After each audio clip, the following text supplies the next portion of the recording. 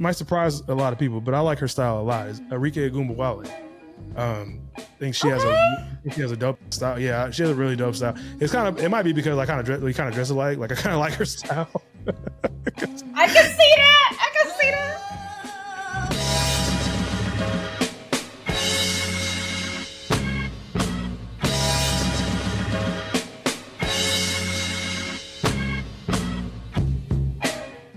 Back like we never left. This is Everybody Got a Podcast, but everybody does not need a mic. I am your host, Vic James, on the ones and twos today.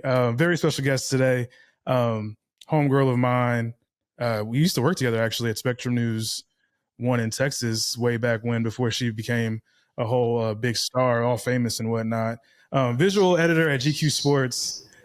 She's already laughing at me, y'all. Visual editor at GQ Sports. Formerly with the NBA, working on digital and special and social projects. Brauna Marks, everybody. Welcome her to the podcast.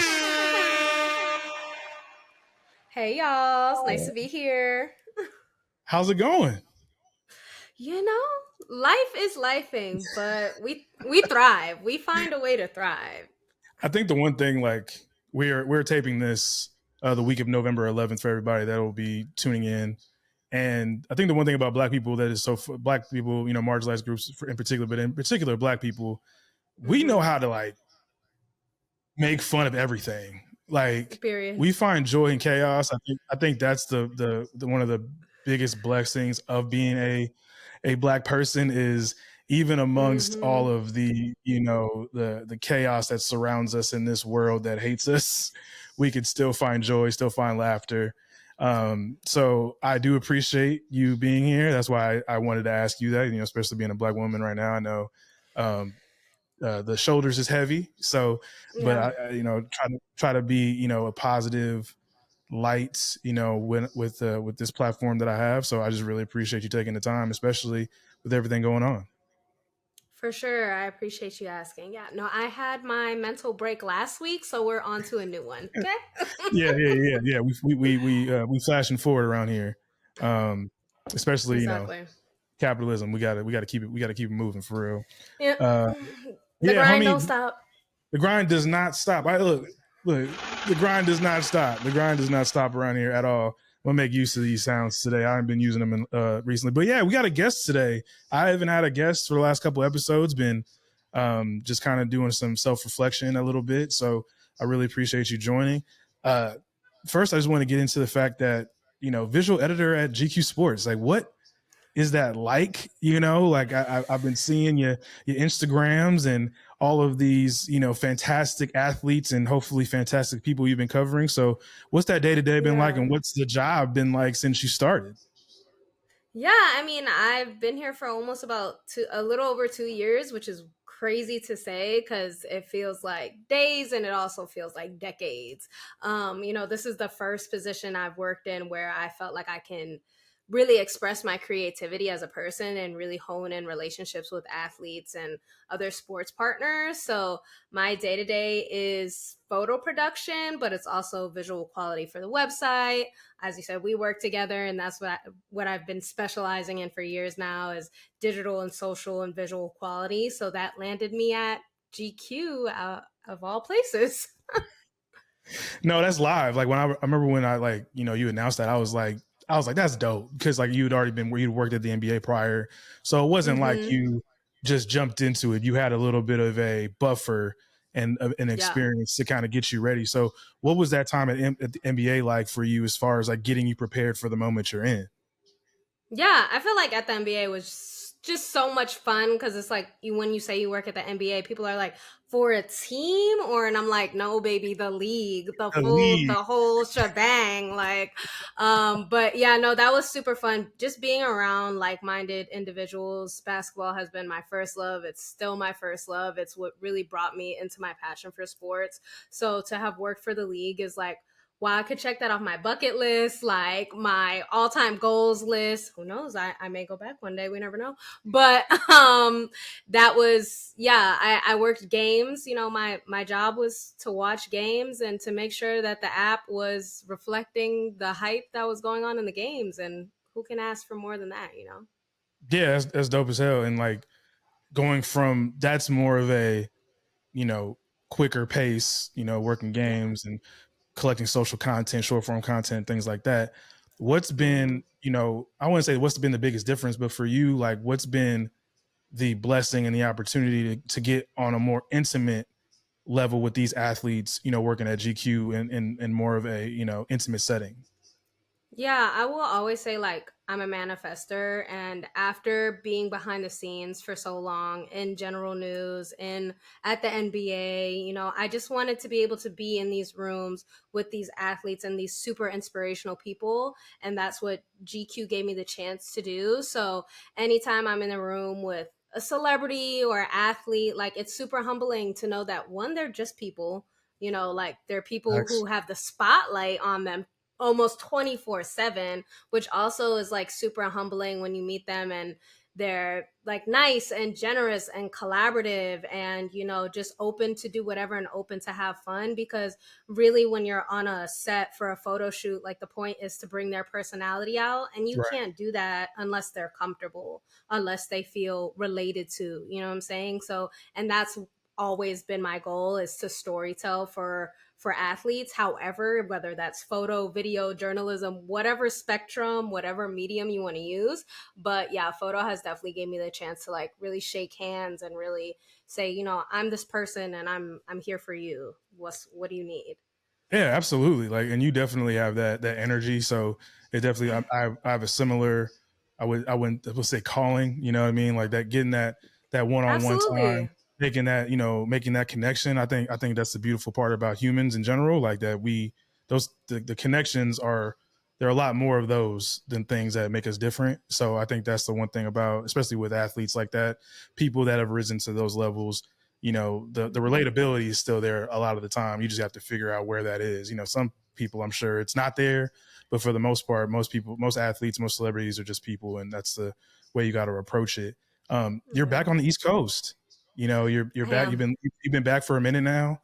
You know, born and raised in New York, in New York City. Am I not Hmm. mistaken? So Queens, Queens. Flushing, Queens, right? Okay, so Queens, Yes, and then you went to high school in the Bronx. Did I get I that right? did. Oh Okay, wow. resume. Yes, I did. Yeah, come on now. You know I do my research. But yeah, so Period. talk about, you know, you talked about like, you know, basketball being your first love and all that. Like obviously NY is known for hoops, the local, the public, you know, hoop scene on the ground. Not so much necessarily like, well, I mean, it's the Mecca. You know, it's what it is. It's known as the Mecca for a reason. So did that have did that have anything to do with that, or was it just something that, you know, you just kind of picked up on your own? Yeah, I would definitely say yes. As a young kid, I was a bookworm. Like you would never see me doing anything coordinated at all because I was somewhere reading a book.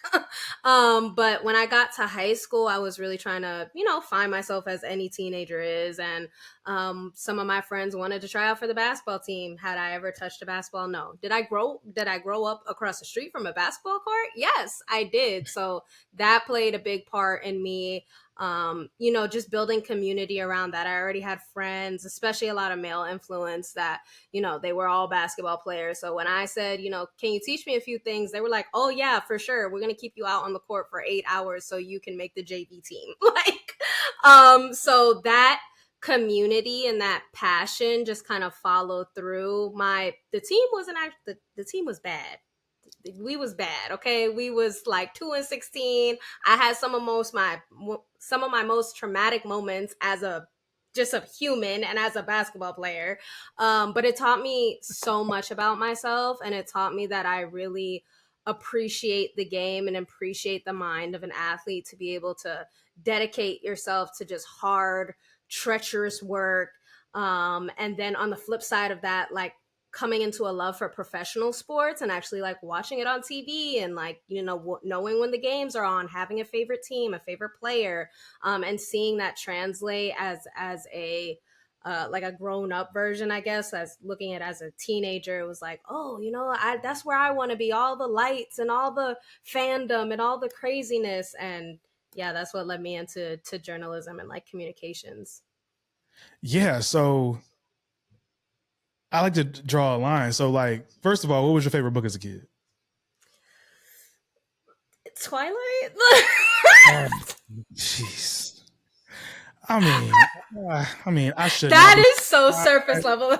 I should not be surprised. No, kid. Like I was gonna think like I was thinking you might have said Harry Potter, but I think that might have been like more my, era Yeah. of children's books, I guess. Twilight. Oh, that's such a teenage. That's so teenage girl of you. That's so It funny. is. I read the series twice. I even read the new version that came out like a few years ago. Funny story about Twilight. I never read the books, but the funniest thing, I've always been a rom-com guy.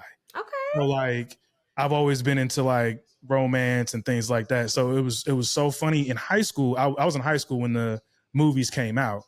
And I remember me and one of my best friends, shout out to Derek Brandon, we used to like lie and like not tell anybody that we would go and watch those. We would go together to go watch Twilight and be like, and not tell nobody and be like, and not say anything. If people asked us about like, if Twilight came up in the conversation or whatever, we would hate on it. We'd be like, that's wag. It's wag as hell. But all the while we in the front row watching New Moon.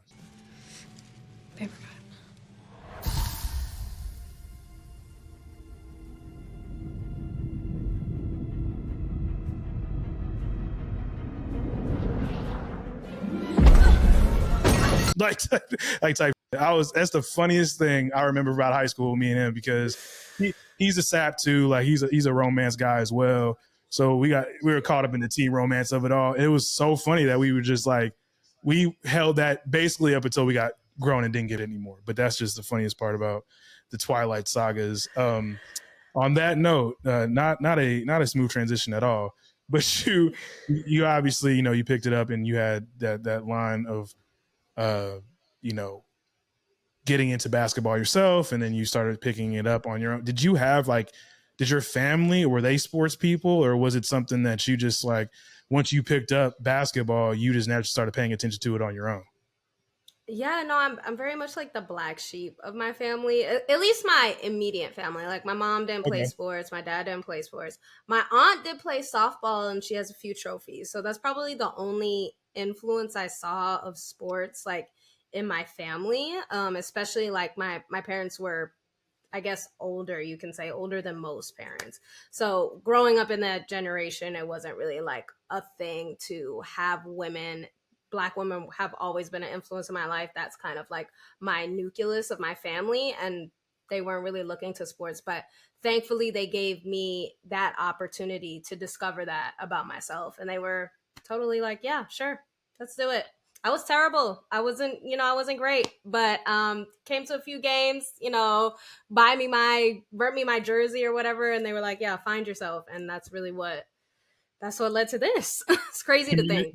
Community and support. You gotta love it. I think that's the best part about families that aren't necessarily equipped, and having a sports background. I think that makes it more special, because I was on the opposite end of that spectrum, where everybody in my family played sports at one time or another in their life. On both sides, my dad's side and my mom's side. My grandfather was a whole college referee for basketball. So like there was no way I was going to be able to go through life and not play sports. Like that was just a part of our DNA. So it is interesting when I hear about the parents, or my parents, were friends with parents that just didn't have a background in sports. They were just happy that their kid was involved. And I think that's the best part about sports. It brings people together. It creates that community. And it also gives kids a chance that maybe we're not even thinking about sports to be a part of that camaraderie, learn those life lessons like you talked about, without the traumas, hopefully, but, kind of build on those, things that prepare you for the rest of your life. I like to think that I still use lessons that I learned playing sports when I was, 6, 7 years old. So I think that's very important. But, Queens, the Bronx, then Waco, Texas, like what we doing? Like how did you, I know you have family, you have family and you've had family in Texas, but why in the hell did you go from such a vibrant, situation and setting and land in the heartland of evangelical country, which is Waco, Texas? First off, Baylor gang. Okay, let's go Yeah, yeah. Bears. Was it Sikkim? Um, Sikkim? Sikkim Bears. That's so weird. It's like, rah, That's that's so weird. we have this chant. I'm sorry, tandem, but kill, kill. It's the funnest thing you could do. It's so out of whack. It's crazy. I just feel like Um, there you don't sick them.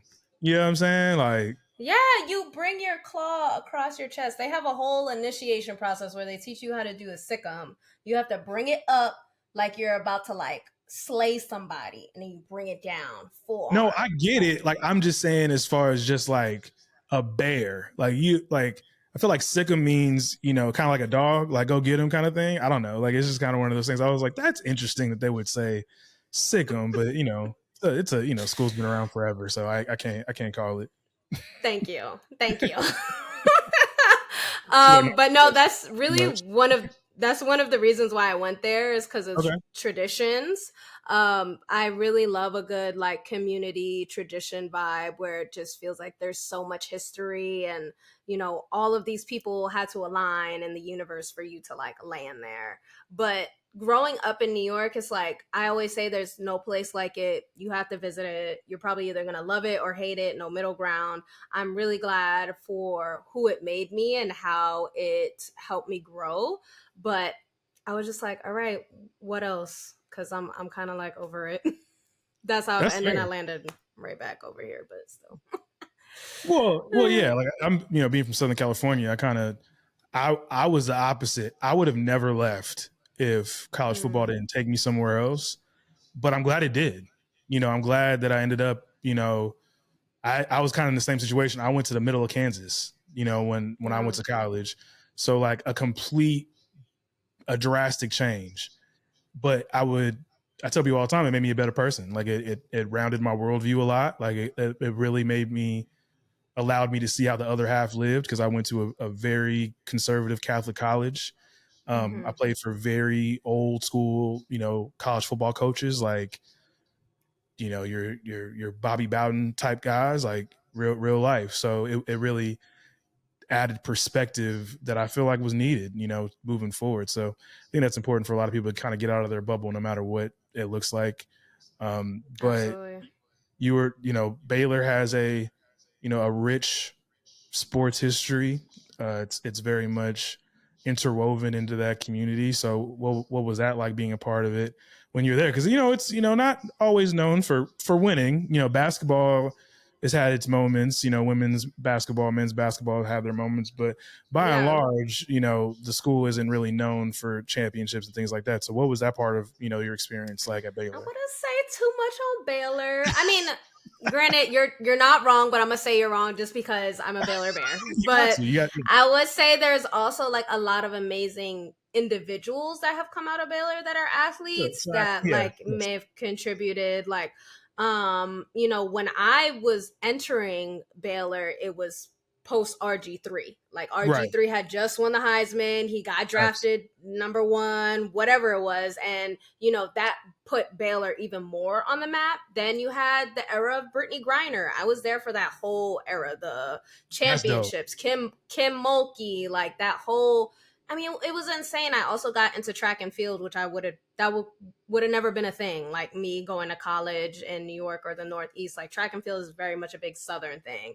And you know, there was Olympians that I met that ran track there, and coaches that went on to train Olympians and be Olympic head coaches. So there was a lot of dedication, you know, maybe on the larger scale, like, you know, the LSUs and the Alabamas, like, you know, those schools that have hundreds and thousands of alumni and people who attend. And Baylor maybe on the more medium side, but I will still say like that idea of history and tradition and just like a solid, like humble work ethic that's also spills over into the athletic departments for sure. It's really cool to see. It's a very why not us type of environment, Absolutely. and that's something I can appreciate. I'm a UCLA fan, so even though we have a rich history as well, we are more or less the little brother of USC. USC is the more popular university. it's just is what it is. You know what I mean? They've won championships more recently in sports that people more closely pay attention to, even though UCLA is a far better athletic program. I'm not even, we can say that for a different day. But Okay, Cali beef. Okay, yeah, Cali beef. it'd be like that. You know how it goes sometimes. But yeah, I so hear like that. you've been, a big fan of obviously Baylor sports, but you've also been a huge fan and advocate for women's athletics, in particular the WNBA. Shout out to you and the New York Liberty for catching that elusive title. I mean, yeah, definitely got to put some on that for sure. I think that, as a person that has been following WNBA for quite a while now, like it's been really cool to see like that team get it, especially after last year. Like Asia Yeah, Wilson's just heartbreaking. a different, a different beast sometimes. And I think it was just you guys get caught in the buzzsaw in this year, being able to finally get over that hump for Jonquil Jones for the city of New York, which desperately needed a championship somewhere. I mean, ugh, is there words to really attach to it? It's really crazy. I mean, I witnessed like the Cappy Poindexter era of the New York Liberty. I witnessed like the small, tiny stadiums, the one level of fans, like, you know what I'm saying, like the baggy jersey era of the WNBA, the The 8 99 to and 9 2000. teams. Exactly. Like, so to see that, Teresa Weatherspoon, like that whole era, like to see that flip on its head completely, not just for the Liberty, but for the W as a whole, like to see the fandom, to see them regularly on TV, to see all of these news outlets that are covering them, some horribly, but follow the good ones. But to just see that, and then GQ was able to, well, I was able to also Yeah, commission speak a on it. photographer and cover the New York Liberty parade, the victory parade. So, we covered the families, the dads and their daughters, or dads and their kids, kind of very like family, male oriented side of the story. But it was just really great to see like the families out there and having a great time, and the kids being so impressed and so inspired by these female athletes. Like you would never think how far we've come. Like they will never know that era, you know what I'm saying? They only know this era, which is crazy. Yeah, it's interesting because I was, that's when I got on as well. My mom was a bit, my mom just loves sports. So if there was a sport on, she was going to put it on. And we went to sports games when I was a kid, and they were playing at Staples, and they were packing it, because Lisa Leslie is a legend. So, Mm-hmm. that era was definitely, um, that era was definitely had its bright spots for sure. But yeah, to see where it's been, where it's come to now over the last couple of years, and then this big boom this last season has been really, really cool to see. For you, what have been some of the other things, from this past season that you were, really locked into and you thought were, again, just continue on that thread of things that have been really cool to see. Yeah, Asia Wilson, Asia Just period. Wilson, period. Angel Reese. Who else? Cameron Brink. There was some of the young girls that just went down early in the season, so it's kind of like really hard to witness. But just to see like all these superstars, like off the bat, off just rookies, superstars, like coming in, dominating, playing against these vets. And again, the coverage around the W, like, yes, I want to be able to turn on my TV at any point of the day and watch a W game. Like, what do you mean?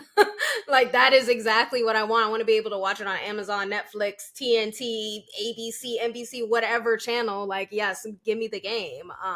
Which also like makes me think about the NBA and how their viewership is declining. But anyways. But yeah, sticking to the W, this whole season was amazing, and also the expansion teams, Toronto, Portland, Golden the State. Bay Area. Yeah, the Bay Area. Like, I'm like, okay, let me plan a vacation around the game to all of these places. I'm hoping we get like a team in Philly. Fingers crossed. Philly's not too far, but I definitely want to support women in sports. Just looking back at my younger self and seeing the mold people put on women in sports to make it more digestible. I don't even know what people want, honestly. But all I know is that nowadays people are not falling for the okie doke, women especially. They're not falling for the okie doke, and they're like, no, I deserve to show up to my job as the most authentic version of myself. And you can be mad, but I'm gonna still get this contract. Like, hello. So I think it's been full circuit inspirational all the way around. Yeah, I think the one thing a lot of men, don't take into account is, Title IX and Mm-hmm. the access to sports for a lot of women, and the like you said, the gender roles, or the the the square pegs and round holes and things like that, that we, as the patriarchy and systems try to put women in, are the reason why a lot of women haven't paid attention to or played sports.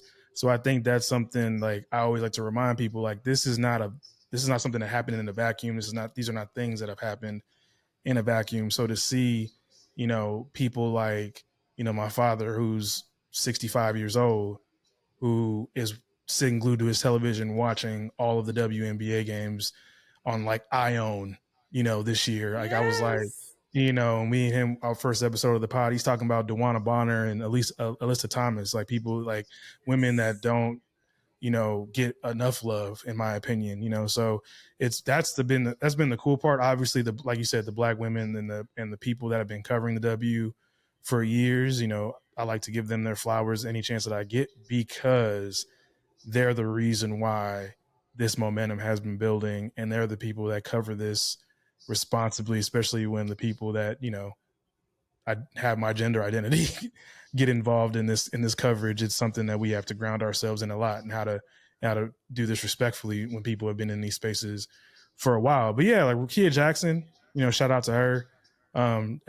LA Sparks, you know what I'm saying? Like, I'm obviously a Sparks fan, being from Southern California. So it was tough to see, Cameron go down. But this rookie class has been really cool. Like, all of them, Insane.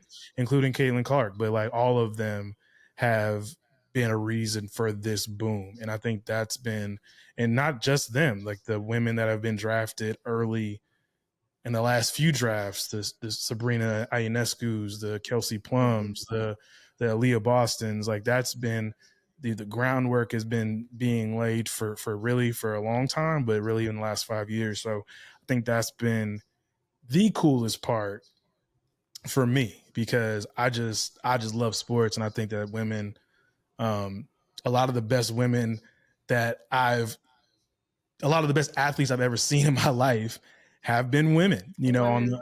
on the macro level and on the micro level. I was, I tell this story every chance I get, like, but Rebecca Gardner, a WNBA champ, shout out Rebecca Gardner with the New York Liberty. She didn't get a lot of tick this year. She's recovering from, I believe she tore her ACL overseas last year, but she got a ring with the New York Liberty this year. And when I tell you, this woman used to whoop my ass in high school at basketball, like, and, like 14 years old, like, you like, yeah, I could, ain't no girl about to beat me in no basketball. Like, that's not going to happen. And my high school, You thought. we had a really good high school basketball team. And the arrogance of it all was, Brauna, she was on Mm-hmm. varsity already. She's a Mm-hmm. freshman. She was already on varsity, on like on a state qualifying varsity team. Like, it wasn't like, you know, Yes. some scrubs. Like, these are like, the dude, the head coach at the time was like, won a whole bunch of state championships and all that stuff. So that's the arrogance that me and my friends had. And she played us in 3-on-3. It was three of us versus three of their varsity girls. And they whooped our ass. It had to have been like 11-4 or 5 or something like that. Gotta You know, humble you. Gotta humble they you. had to. And we tried to make excuses like, oh, we using they were using their ball's too small. I was like, nah, man, they, looking back on that, they whooped our ass. So it's really cool to see, these goats, these women that have been putting in the work for a while, start to get their flowers for Yeah. sure. College hoops is back.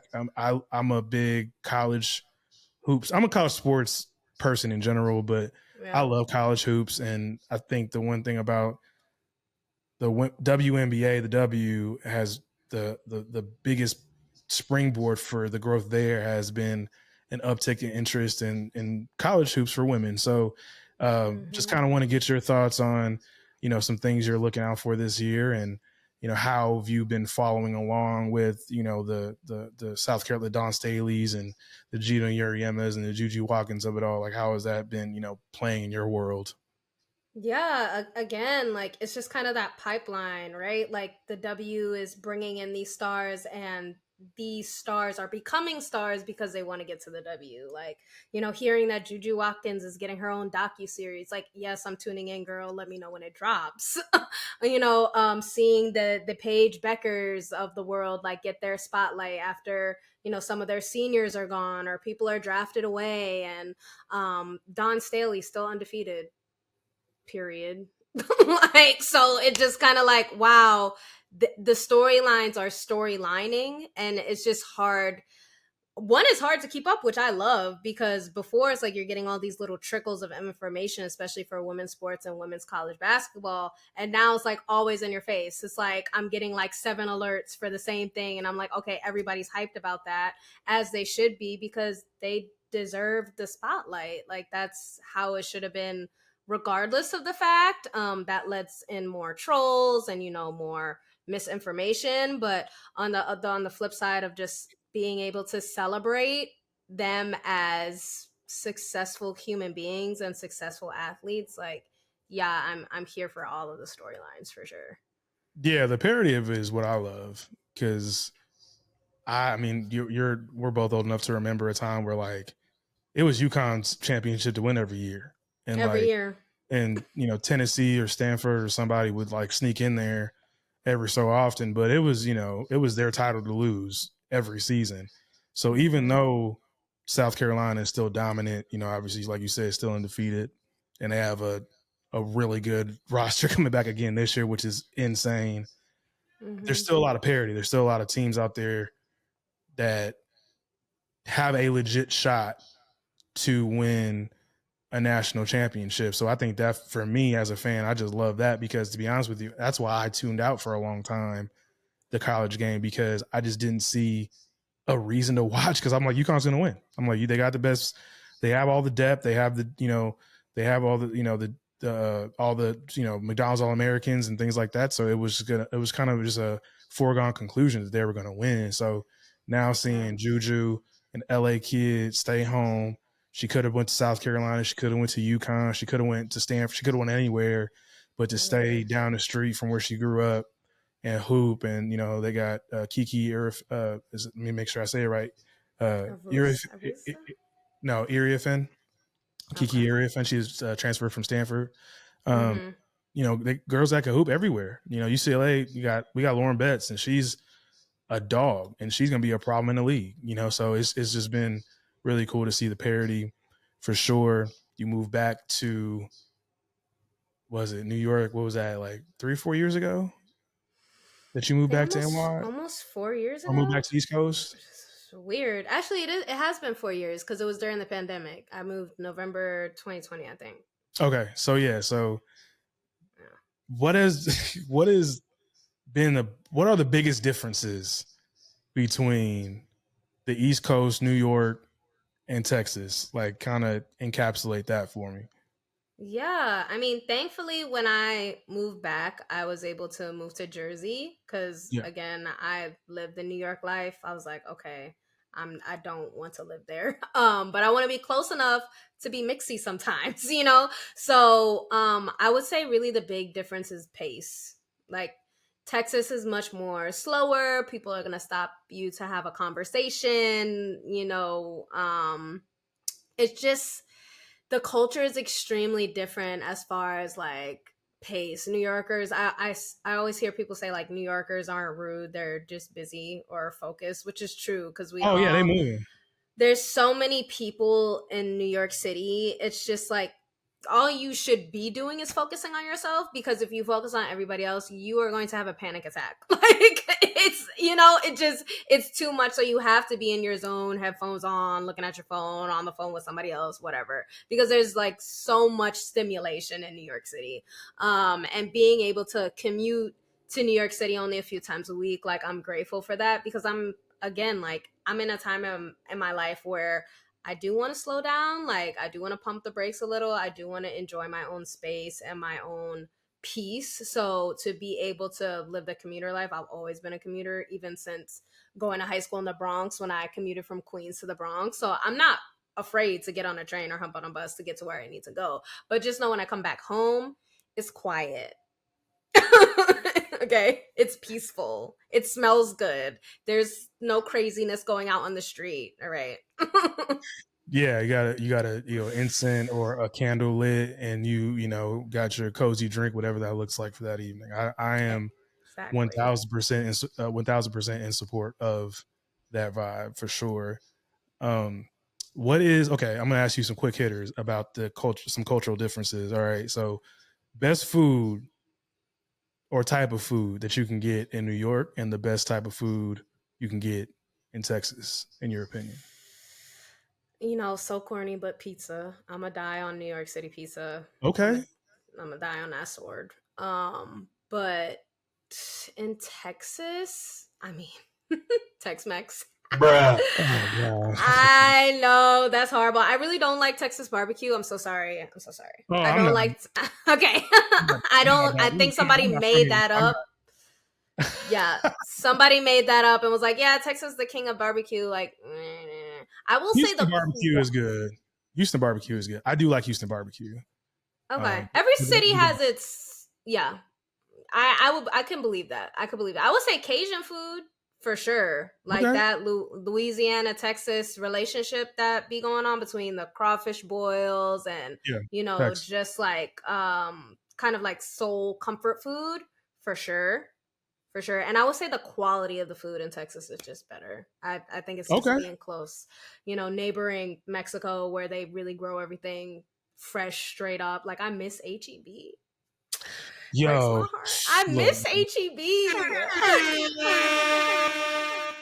that's the best thing Texas has ever done is HEB. That is the greatest HEB. grocery store on the Ever. planet. Like Nothing that compares. it's nothing close to that. I go up for HEB like I'm from Texas. Like, it is Period. a fantastic place to be. The only thing that HEB doesn't do right is they don't sell liquor. If HEB It sold liquor, depends. Well, not hard liquor. They sell like yeah, that's what I wine mean and though. Like, if they sold, like, if I can get like an Espolòn or something at a HEB, it'd be a wrap.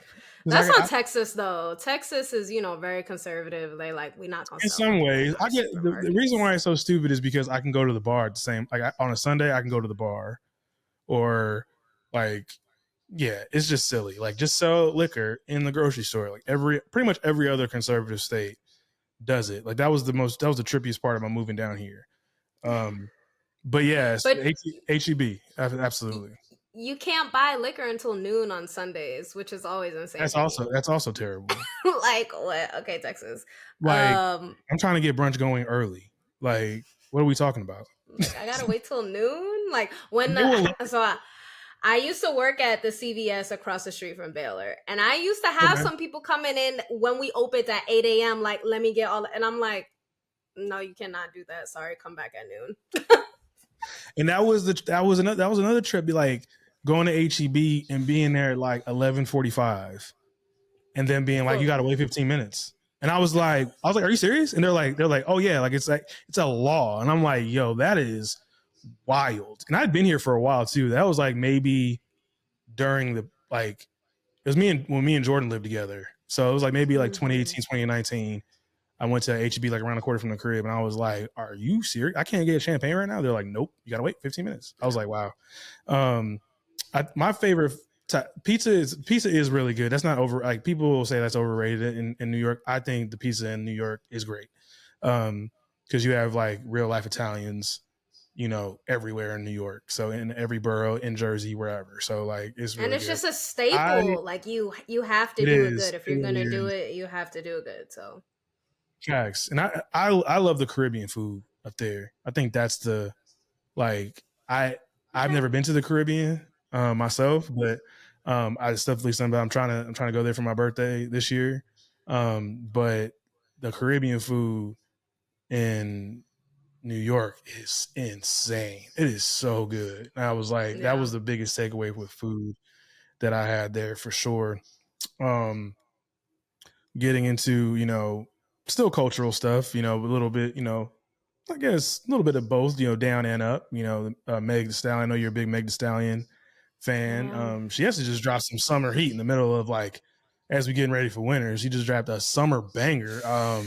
Everything big in Texas, no injections. We at the poll, no elections. Don't come around me trying to pass out drugs. No, I ain't popping no Tesla. And very Texas, like very Texas. Oh, the twang, like very, UGK, Ghetto Boys, Houston got that Houston as twang fuck. on it. Like the videos Houston as fuck. Like it looked like, the candy paint, the six foes and everything. Like I was very impressed, like with that. I haven't heard the whole album, but just that song alone, I was like that. I had to download the whole thing. I was like, this is going to be great. So I have to get to that for sure. But the documentary, I knew that's something I wanted. I'm a big documentary person. That's something I definitely wanted to check out. As a Meg Thee Stallion fan, as a Black woman, what were your thoughts on the doc yourself? I mean, I was just grateful her to just put her story into her own words, because so many people wanted to control her narrative, as many people do when it comes to Black women, especially in America. And she was like, "No, I'm gonna take my narrative back." Granted, people are still gonna make their own narrative, even when the person is speaking like first basis. There obviously was a bunch of discourse around her and Tory, which has been the biggest discourse ever about Meg, not about her music, not about how talented she is, not about her selling out arenas with GloRilla. Oh no, you and Tory, like boo boo. And it's just like, that's really not like, the girl lost her whole family. Are y'all for real? Like, she's out here grinding, talented as fuck, not letting anybody get in her way, and everybody is woo-wooed over some insignificant man that literally assaulted her. Like, So, but the girlies that get it. If you don't get it, then that's on you. Yeah, no, I remember getting into like, as a non-girly, trying to, tell my, some of my, She's gender neutral though. My homeboys, like, it is like, shout out to Tupac. That is definitely true. He's one of the first people that said that. I remember that shit. It was so funny. And I use that as a calling card. I be trying not to say much anymore. My mom hated that word, so I be trying not to. I'll call everybody a though. Like if I'm really every person. Yeah, like a seatbelt. Like what was the Donald Glover? Was like a seatbelt is a sometimes. You know what I'm saying? I called a seatbelt earlier today.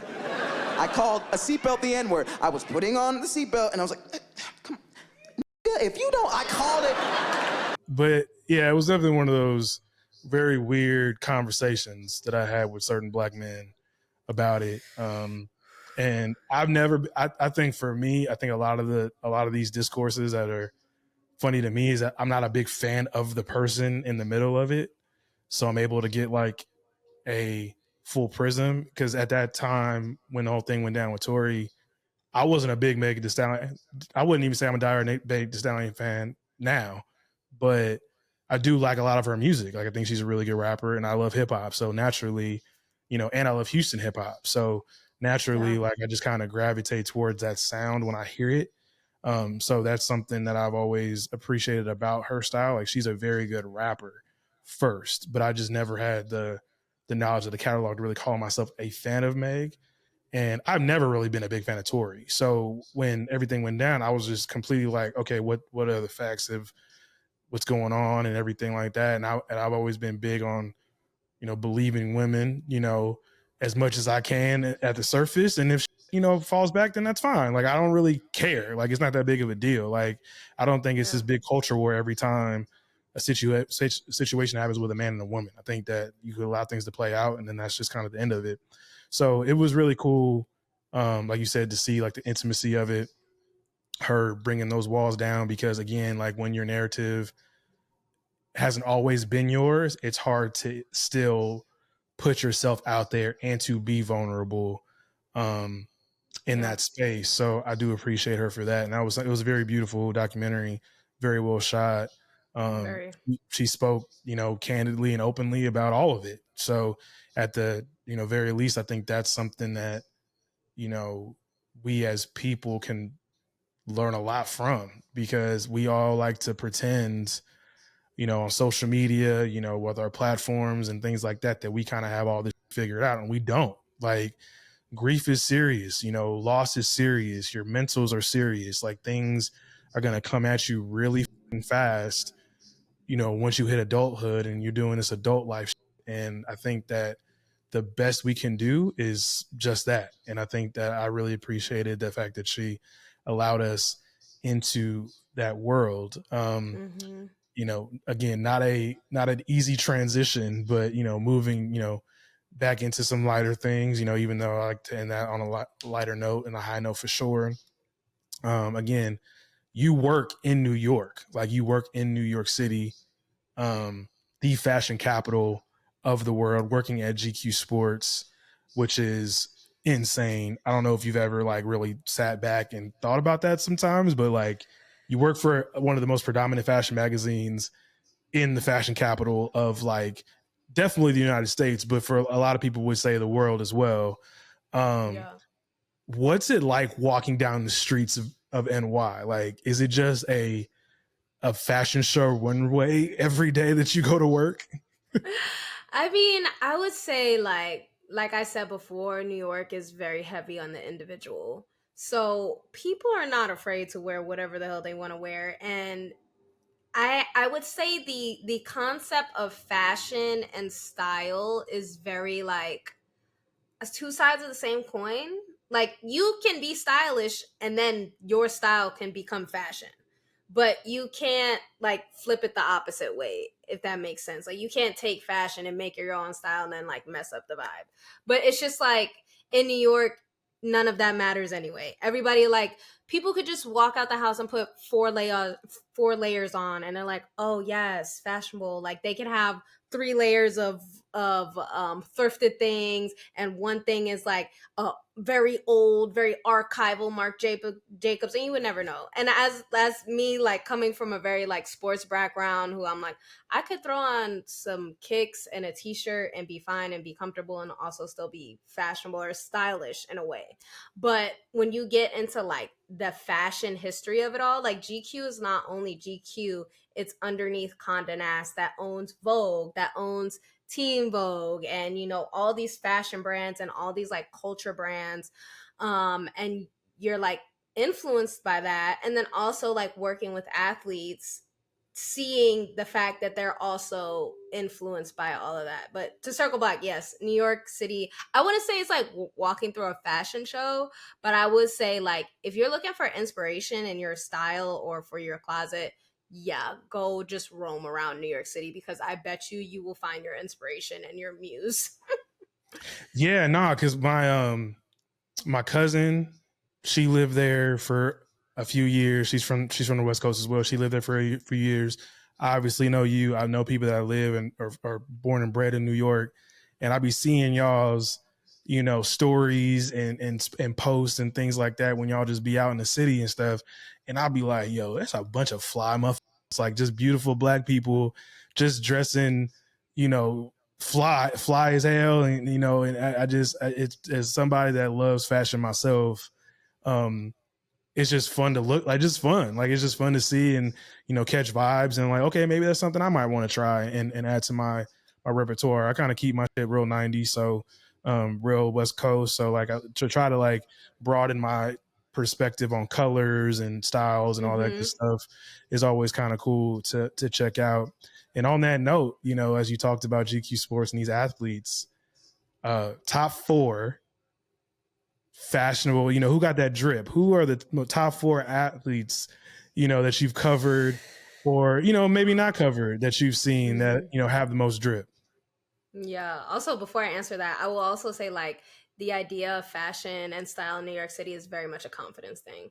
Like Oh, facts. anybody who's gonna wear whatever they want to wear and make themselves feel good, it's usually confidence first and then the clothes after that. So I will say that's definitely been a big thing to re-immerse like myself in, and really also take a hold of my own style in my own closet.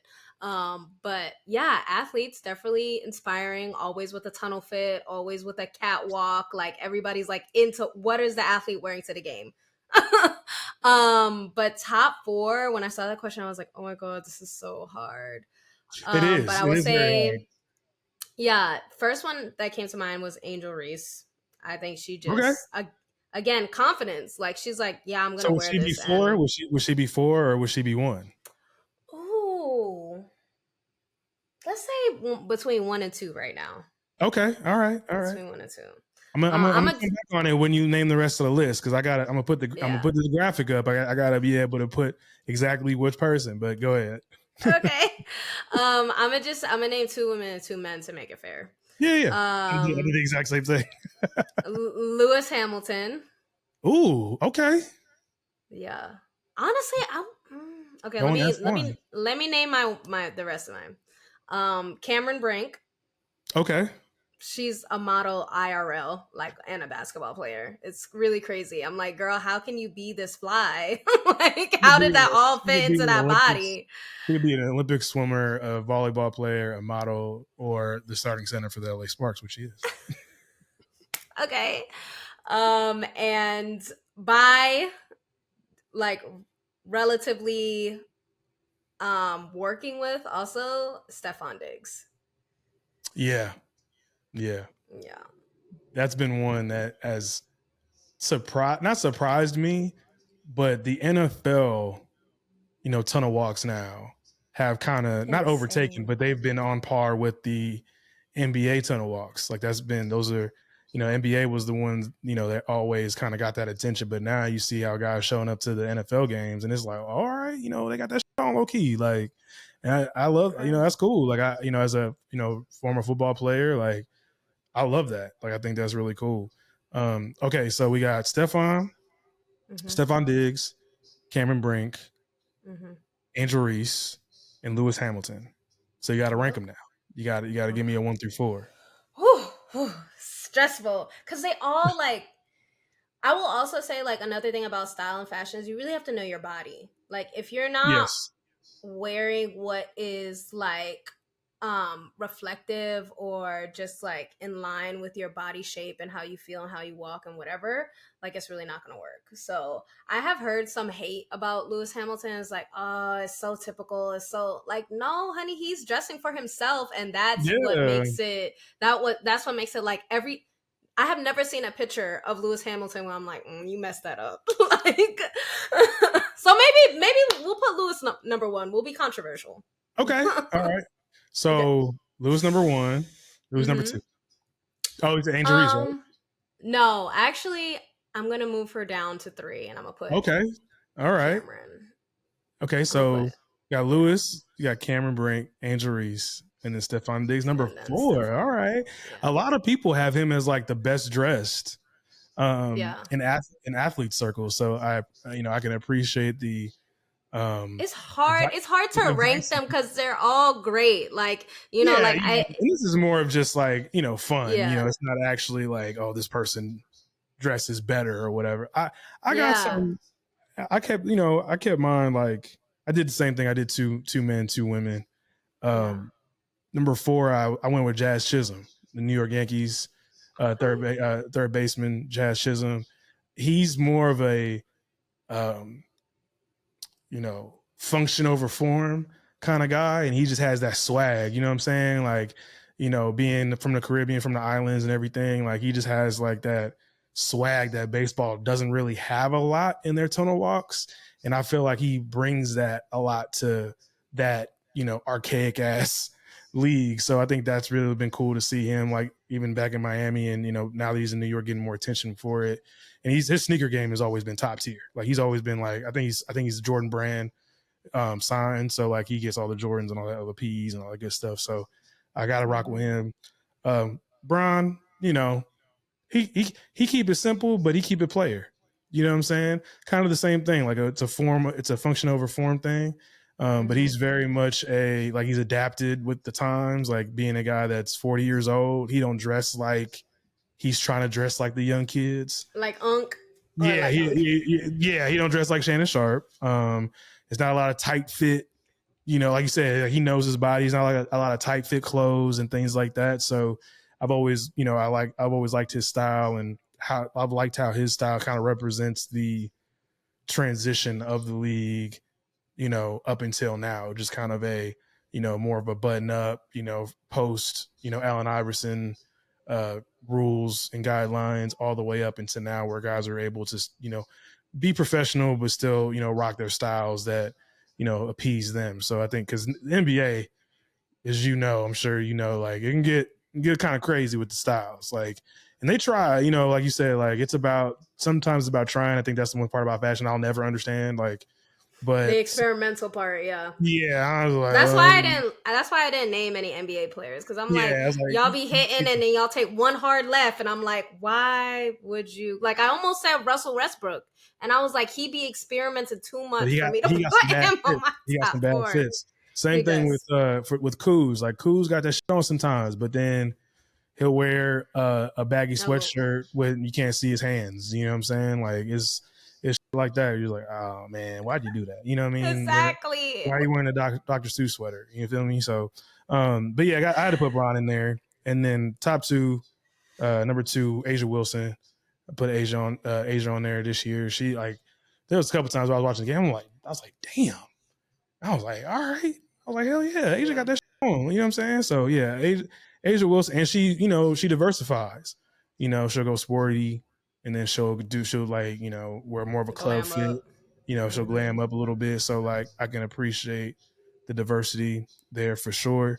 Number one might surprise a lot of people, but I like her style a lot, is Arike Ogunbowale.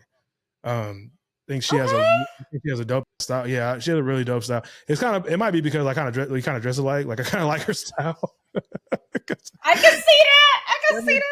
Every time she got some shit on, I'm like, that is literally some shit I would wear. Same thing with LeBron. Like, I think that's why LeBron was on the list too, because I was like, that's some shit I would wear. God, you feel me? So, but she has a really good style. She also switches it up too. She'll go like, more button up, tucked in, with slacks and stuff like that, and then she'll come in with a flannel, with a fitted or something like that, and undershirt or whatever. And I'm like, that's literally some shit I would wear. So, but yeah, no, that's my top 4. But yeah, like you said, there's a lot of really great styles, and I think that's a really cool part about sports too, within the cultural mix, is that, like, these athletes get a chance to, like, express themselves in that medium. Even if we don't like it, they're like, hey, this is the shit I decided I wanted to wear. This is for me, not for y'all. Like, I'm not trying to set no trends. I'm not trying to do whatever. Like, Russell will be like, love it or hate it, like, I'm about to wear this shit though. Like, and you ain't gonna stop me, because guess what? I got money to buy it, so I'm gonna wear it. So I can't even hate on that, for real. You know what I'm saying? But I definitely appreciate that. Since that was hard for you. I know this is gonna be hard. Very hard. Who has had the best aura, style of any of the athletes that you've covered? When I saw the word steez, I was like, what is that? But I was like, that is a West Coast word. That is a West Coast word. So got you. It's more of a Bay Area term. But yeah, I apologize for throwing it at you. But yeah, aura, charisma, style, drip, all that stuff. Like, who's had all of that for you as an athlete? I would say Damar Hamlin, which is so yeah. I would say his personal style is very, like, interesting. I hope he doesn't hurt me for that one. But he has this aura where it's like, whatever, he could be in a potato bag and you're gonna be like, wow, you're such a great person. Like, that's what he gives me, you know what I'm saying? Like, but he is gonna step, and he is gonna have his, he has his own line of things. So he has his own sense of fashion and style, and working with him and seeing what he was like, what pieces he was excited about that we brought to set, which was like, okay, yeah, you know what's up. So I would, yeah, that was probably just my easiest, honestly, the easiest question. Yeah, no, that's dope. I can appreciate that because I kind of wouldn't expect that, Yeah. and obviously, like, just shout out to him, for making it back, after literally dying on the field. And it's very scary. I know that was really um interesting. I know it was really humbling to like speak to him and hear Very. his story in 4K. So yeah, shout out to Damar Hamlin. I'm a let's give it up for Damar Hamlin. Yeah, give it up for Damar Hamlin making it back. Starting safety for the Buffalo Bills now. Made a full recovery, so that's really cool.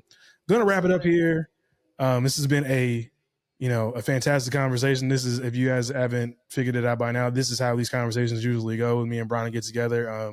Just a very warm person. She's always, um, you know, showed a lot of love to me in my journey. As far as I think I've hopefully reciprocated that along the way. Absolutely. But it's been one of those type of friendships that I don't take for granted, especially in the professional world where sometimes we can have a crab in a barrel mentality. We've always, lifted each other up and made sure that, we see each other and comment on each other's projects and let each other know that we're doing the right things and all that. So I really appreciate you for that. Just let the people know, before we head out, what's something about yourself or something that you would want people to know about you that you haven't maybe had the platform to share or been able to share before. Ooh. Yeah, we getting deep as I we know wrap we're up. gonna do. We gonna do. That's a good Existential question. news. I also read that question. I was like, I don't even know how to answer, so I'm gonna just see how I feel in the moment. Hell yeah. Oh my god, I don't know. I have a really great support system. I probably don't say that out loud enough.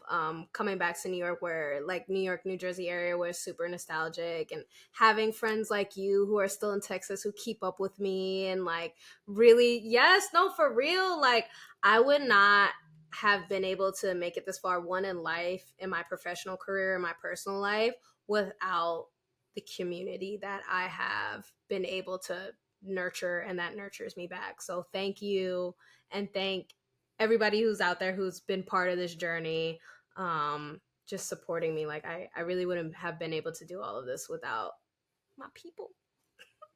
Yeah. Thank you for that. You're giving me a little bit too much credit, but um, I definitely appreciate that. I definitely, like I said, I've been, following your journey, and it's just been cool to like not necessarily have a front row seat, but have like a ground level view of what you've gone through and how you've been able to, to rise to the ranks. So it's been really cool to see for sure. Any projects, anything new that you can, let the people know about before we wrap it up? I mean, GQ is wrapping up the last issue of the year. It's the biggest issue, our Man of the Year. We just dropped 2 covers. We got 2 more covers to go, and I worked on an inside feature with a musician. Hey. I can't let people know. But I'm very humbled to have worked with him personally, and I'm very excited for it to drop.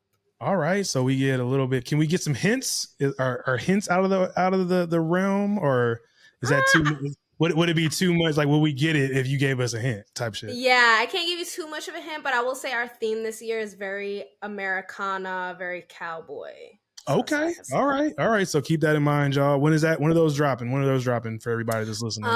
So 2 covers already dropped, and then 2 more covers tomorrow and Thursday, and then the feature that I am talking about also drops on Thursday.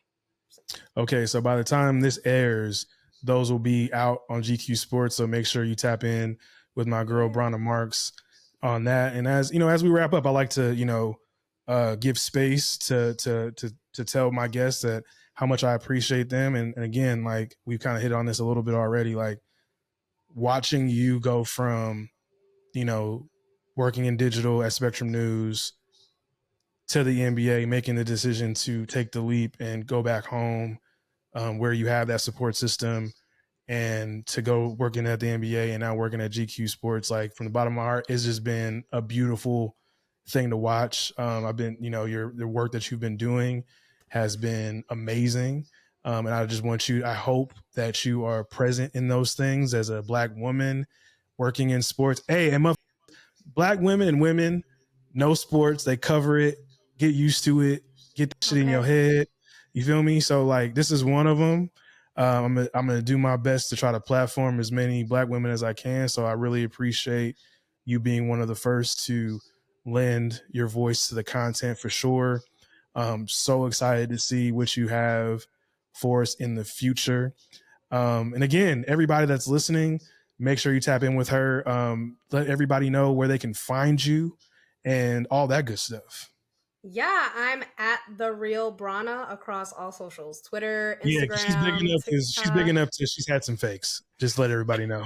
I have had some fakes, and I have had some weird robots trying to be me, and I'm like, that's not me, honey. I'm classy. Okay, I keep it classy over here. So yes, at the real Brauna across.